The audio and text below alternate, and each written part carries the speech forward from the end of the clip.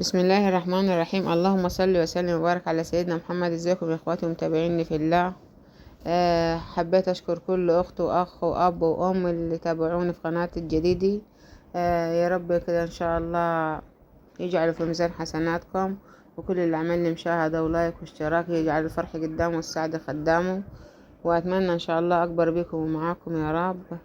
اللهم استرنا فوق الارض وتحت الارض يوم العرض عليك يا الله. بالله عليكم تدعوا طلاب تالتة ثانوي، لان احنا عايشين الحمد لله، عايشين يعني عايشين ومش عايشين على اعصابنا. يا ربنا يقف معاهم ان شاء الله، ويجبر بخاطرهم ويجبر بخاطرنا ويجبر بكل خاطر اب وام فاولاده ان شاء الله، اولاد العالم اجمعين، مش بنت انا بس، اولاد العالم اجمعين مسلم ومسيحي. آه والله العظيم الواحد عايش كداتي الحمد لله. يعني انا حاسه نفسي عايشه ومش عايشه، لان على اعصاب. ف يا رب يقف معاهم ويكرمهم ويجبر بقدرهم جبر يتعجب له أهل السماوات والأرض إن شاء الله. والواحد لما يجي يخش الامتحان كده يقول وجعلنا من بين أيديهم سدا ومن خلفهم سدا فأغشيناهم فهم لا يبصرون. واللهم لا سهل إلا ما جعلته سهل، وأنت تجعل الحزن إذا شئت سهلا. لأن بصراحة الواحد تعبان نفسيا، يعني بصراحة تعبانين كده. هنبدأ مع بعض الفيديو ده واشتكم معايا معلش، بس بصراحة ربنا يوقف معاه. هناك جبنا فرخة بلدي، هو مش فرخ، هو ديك، بس انا هقول عليه فرخة عشان مش هقول ديك. هنا تبقى حش. الحاجات دي بتاعت الفرخة ده مش عاوزينه، لان الرجلين هدا مش عاوزين احنا. وانتوا زي ما عارفين الرجلين فايدة حلوة. وهناك رح اغسلها بليمون. والله ما لقيتش غيرها الليمونة ده، فقلت ايه بس فيها مية الحمد لله. هدعكها بها دحكة زينة كده، واحط لها شوية ملح كده بردك زنين. هدعك فيها دحكة زينة بعدها ديت يا جماعة ملح، لازم ندعكوها بالملح وبالليمون وبالدقيق كده. شايفين ودينا بعد ما حطيت الاول حطيت الليمون، بعدين حطيت الملح، وبعد كده نزلت بالدقيق. ماسكة الليمونة في يدي انا على كده حاليا وشغالة افرك فيه. افرك فيها دي عشان لو كان زفارة معلش في الكلمة شعراية ميتة لازم كله يطلع، ولازم تبقى فل شمعة منورة عشان لما ناكله كده ناكله بنفس منشرحة. وبألف هنا وشفا علينا وعليكم. ويا جماعة الفراخ ما يتغسل بليمون وملح ودقيق، ما بيتغسلش أبدا بالخل. الخل بيزود الزفارة فيه. فأنا متعودة الفراخ أغسله معذرة بليمون وملح ودقيق، بط بملح وليمون ودقيق. أي حاجة أغسلها لازم أغسلها بالملح والدقيق والليمون. الخل دي ما بحطهوش ليه؟ عشان ايه؟ بيخلي الزفرة تزداد في الفرخة أو في البط. وإن شاء الله يا رب كده الفيديو يعجبكم من رضاكم، وما تنسوش تشتركوا في القناة فضلا وليس أمرا، وتحطوا اللايك، لأن اللايك هو ديت اللي ما يخلي القناة تتشاف بصراحة. أو تدوسوا على الكل عشان يوصلكم كل جديد. يا رب الفيديو يعجبكم من رضاكم. وأنا حكاية الفراخ ده وغسيل الفراخ بصراحة واخداها من أمي واخداها من ستي برضو. ستي الله يرحمها كانت تغسل الفراخ زي كده. تقعد تغسل فيه مرة واتنين. وكنت صغيرة اقول لها ليه كده يا ستي؟ تقول لي يا ستي عشان ما تبقاش في ريحة مزفرة احنا وما ناكله. اقول لها ماشي. فالواحد يتعلم مرة على مرة، فتعلمها مني. لازم نغسلوها وننضفوها كده، ما نخلوش فيها اي حاجة ولا اي زفارة باذن الله. طبعا انا رسم اغسلها ليه كده هقطعها، فمعلاش انتوا لو عايزين تخلوها راس برضو خلوها، بس انا بصراحة هقطعها عشان مش عاوزة عيالي يعني بصراحة نفسهم معفعفة قوي عيالي. وبألف هنا وشفا علينا وعليكم إن شاء الله. لازم برضك شايفين خلينا هيا فل شمعة منور. وهنا جبت بصلة وقطعتها أنا كده بالسكين طرنشات، وحطيت لها شت 7 بهارات وشت ملح، وهقلبهم في بعض وأعمل بهم الفرخة. انتوا عاوزين تحطوا بصلة كبيرة حطوا، أنا والله ما كان عندي غير إلا كان بصلة كده، فالحمد لله يعني. مدعكناها كده مع بعضينا برا وجوا دحكة زاني، عشان بسم الله ما شاء الله كده تبقى الفرخة حلوة وطعمها حلو كده. وشربتها حلوة. وبألف هنا وشفا علينا وعليكم، يا رب الفيديو يعجبكم وينور رضاكم ان شاء الله. لازم برضك تعملها بالبصل والملح والسبع بهارات زين كده عشان تبقى واخدة من طعم بعضه كله. وهنا شايفين المية غليت وهندلها. بحط الدكة دي بعمله كديتا عشان ما يبقاش يعني كديتا. وبألف هنا وشفا. شايفين ما شاء الله لازم نخلي المية الشوربة تفور زي كديتا، هي الشوربة الصحي ده. شايفين بألف هنا وشفا علينا وعليكم. بعدين حطيت الرجلين مع بعض، وبألف هنا وشفا ان شاء الله. يا رب كده ان شاء الله كده الفيديو يعجبكم وينور رضاكم. وديني ماشية معاكم خطوة بخطوة. البصلات دول لقيتهم في البولة فخسرتهم خسارة بعد ما دعكت الفرخة. قلت احطهم هنيتي. شايفين بوريكم الفرخة بعد ما غلت نسيبوها تتغطى درك عشان تستوي براحتي. وبألف هنا وشفا. يا رب كده الفيديو يعجبكم وينور رضاكم ان شاء الله. واتمنى ان كده الفيديو دي يوصل لمشاهدات عالي. انا بحب اعمل البصل في الكب، بس دول لقيتهم بصلات 3 بصلات صغيرين كده، قلت مش مستاهلين يشتغل على مركبي. فهخرطهم معاكم خرط صغير لان البصلة المبحلقة ده ما بحبهاش. زي ما انتوا شايفينهم مش مستاهلين، هم من معذرة الجرس بيران مش ما مستاهلين كبة ولا حاجة. انا قلت اخرطهم خرطي على يدي يدوي كده. وبألف هنا وشفا. بس اهم حاجة في الخرطة ان اخليها صغيرة، ما احبهاش مبحلقة كديتي، معلش في الكلمة يعني. وبألف هنا وشفا علينا وعليكم. وهنيتي يعني نخرط مع بعض البصل. شايفين بخرط الخريطة دي برضه ما تخليها تبقى رفيعة اكتر. شايفين الخرطة ما شاء الله انا مخرطاها صغيرة ازاي.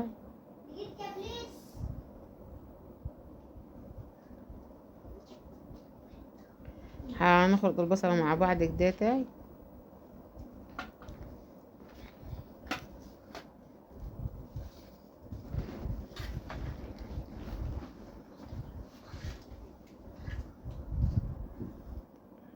شايفين ما شاء الله البصلة الريحة بتاعتي. بألف هنا وشفا علينا وعليكم يا رب.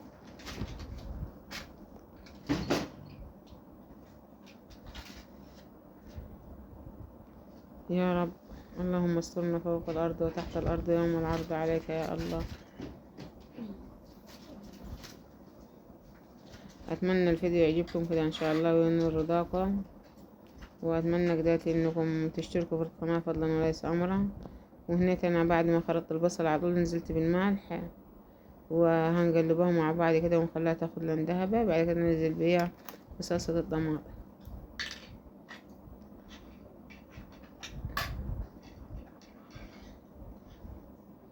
البصلة ريحتي بسم الله ما شاء الله.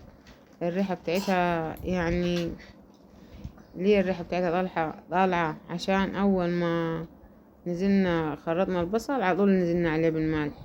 وبعد كده خرطنا والنار شغالة والنار بس مهدين، فطالعة بسم الله ما شاء الله. هناتي شايفين ما شاء الله أخدت لون ذهبي. وبألف هنا وشفا علينا وعليكم إن شاء الله. هنقلبوها قلبتين مع بعض وننزل عليها بصلصة الطماطم. هناك أنا بوريكم لونها، اللون بيتكلم عن نفسه ما شاء الله. وهناك دي جبت صلصة طماطم كنت مفرزاها في الفريزر فطلعتها وحطيتهم في طبق كديتا.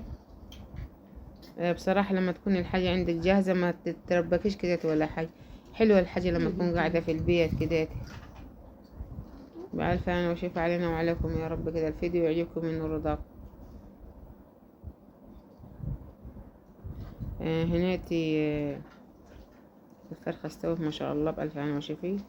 وهطلعها معاكم ورشش شوية ملح كده. لو عندك شوية ملح بشطة، ملح بكزبرة، لو ملح ب7 بهارات حطيله. دي كله بيخلي الطعم بتاعها بسم الله ما شاء الله. دي بوريهولكم ملح عشان ما كانش والله عندي بهارات، فقلت خليها لما انزل كده تاي ابقى اجيب ان شاء الله كده بهارات. وبألف هنا وشوف علينا وعليكم. يا رب كده الفيديو يعجبكم ونور رضاكم ان شاء الله. شايفين ما شاء الله التسبيكة تحت الصلصة تحت الطماطم. وهنا جبت بطاطسات وهتركهم معاكم وقدامكم. شايفين بألف أنا وشوف علينا وعليكم يا رب كده الفيديو يعجبكم وينول رضاكم. هنتركهم مع بعض كده واحدة بواحدة. لو عيالك مش ما يحبوا ترك البطاطس كبير خليها لهم صغير، بس اوعي تسيبيها يعني على النار. شوفيها تبعها يعني عشان ما تتهريش منك خسارة. ولو عيالك، انا عيالي مش ما يعرفوا ياكلوا الترك الكبير، ما يقولوا يا ماما الترك كبير جدا، فبحاول على قد ما اقدر ان اصغره. وهي اصلا دي بطاطس كان جايبها لي جوز صغيرة، فما عليهش يعني.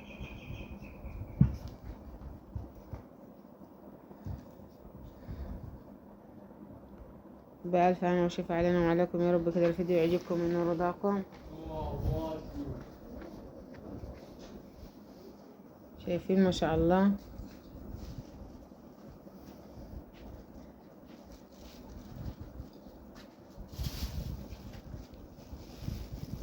هنيت انا بوريكم ان البطاطس صار بعد ما تركتهم. هننزل عليهم بالصلصة. شايفين الصلصة والله الريحة بتاعتي واللون بتاعها بألف هنا وشفا علينا وعليكم يا رب. يا رب كده الفيديو يعجبكم من رضاكم ان شاء الله، واتمنى انكم تشتركوا في القناة فضلا وليس امرا وتحطوا اللايك عشان القناة تكبر بيكم ومعاكم يا اخواتي في الله. وهنيتي بألف هنا وشفا البطاطس بعد ما استوت في الصلصة. ودول جبتهم بامي، مش عارفة ربع كيلو ولا كدي، بس ب20 جنيه دول.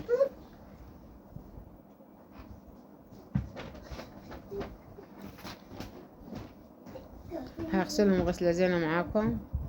لازم نغسلهم كويس عشان كانوا في الشجر ومسكة اليدين برضو، فلازم تغسلوا الحاجة كويس. بألف هنا وشفا علينا وعليكم يا رب الفيديو يعجبكم من رضاكم. لو عندي خل اغسله بخال.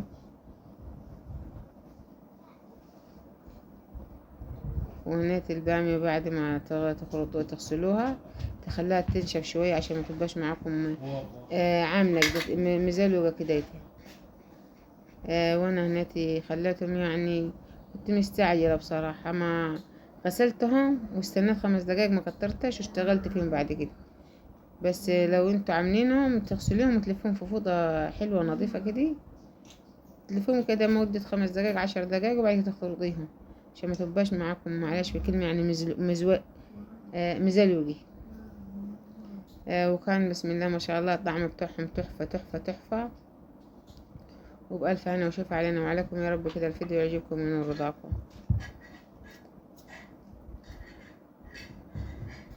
هنخلطهم مع بعض كده واحدة بواحدة. اديني بوريكم البنات اللي داخلة وقت البنات هتاخد الاجازي وهتشتغل تساعد امهاتها، البنات الحلوة الشطورة، عشان بكرة وبعد كل يوم ماما لمصلحتك.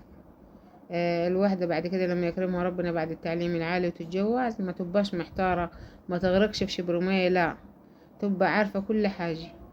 لان انا الحمد لله بنتي اللي في 3 سنة ودي دخلتها المطبخ من وهي في سنة تانية ابتدائي يعني، وكنت خايفة عليها بس كنت اقول خليها تشجع وتتعلم. وربنا ان شاء الله يكرم كل اب وكل ام في عياله بالتعليم العالي ان شاء الله. والراجل الصالح بعد التعليم. هناتي شايفين الشوربة تحت الفرخة ما شاء الله. هننزل بالشوربة عشان نعمل البامي. ده نص معلقة توم، ده ما تخلي البامية في حتة تانية. اختيار براحتك، عاوزة تحطيها حطيها، مش عاوزة تحطيها ما تحطهاش، براحتك انت وعلى حسبك انت برضو. انا جربت ده وجربت ده حلوة وده حلوة بصراحة. بألف هنا وشفا علينا وعليكم يا رب الفيديو يعجبكم من رضاكم.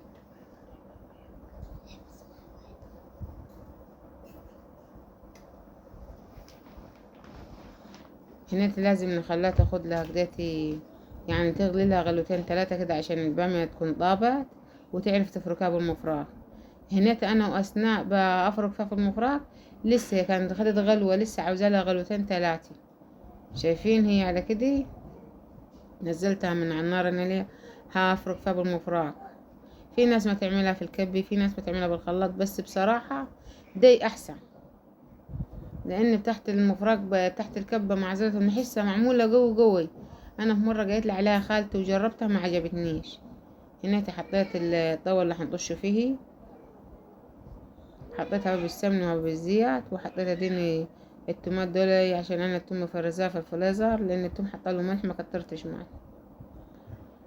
وهنقلبهم مع بعض، وريحة الطشة بتاعت البامية طالعة.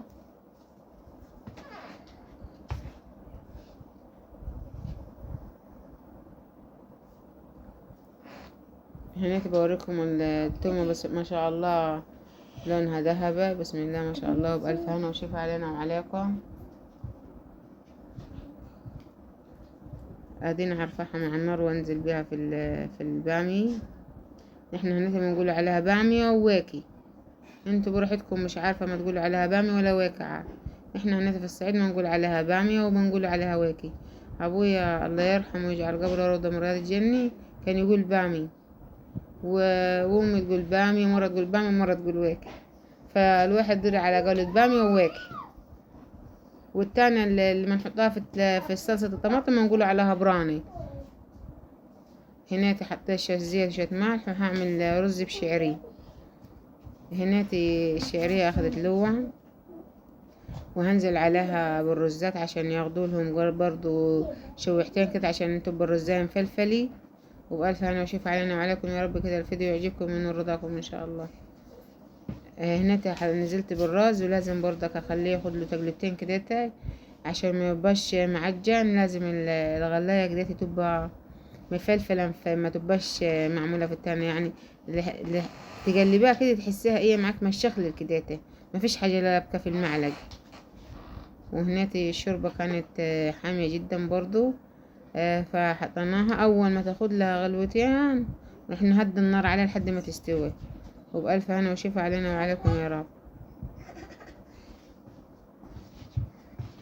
انا غطيته بس لحد ما غلي عشان اوريلكم. بعد كده ايه هقول لكم هدي النار عليه. شايفين ما شاء الله بعد ما استوى، شايفين الحباية بحبايتي، شايفين بسم الله ما شاء الله، بألف هنا وشفا، اللهم بارك.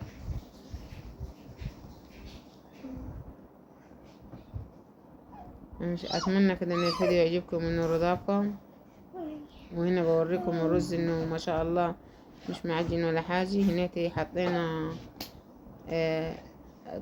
طاسة عشان نحمر الفرخة مع بعض. حطيت شوية سمنة وشوية زيت، شايفين ما شاء الله التحمير بتاعها لونها ذهبي ازاي. ولازم لو عاوزة تحطيها في الفرن حطيه. فبصراحة لسه قلت هشغل الفرن، لا، فحمرتها على البوتاجاز. شايفين اللون بتاعها، شايفين ما شاء الله. بألف هنا وشفا علينا وعليكم يا رب.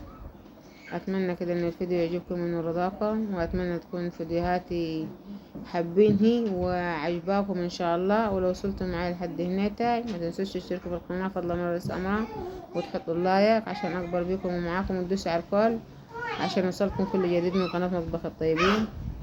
واقول لكم السلام عليكم ورحمه الله وبركاته.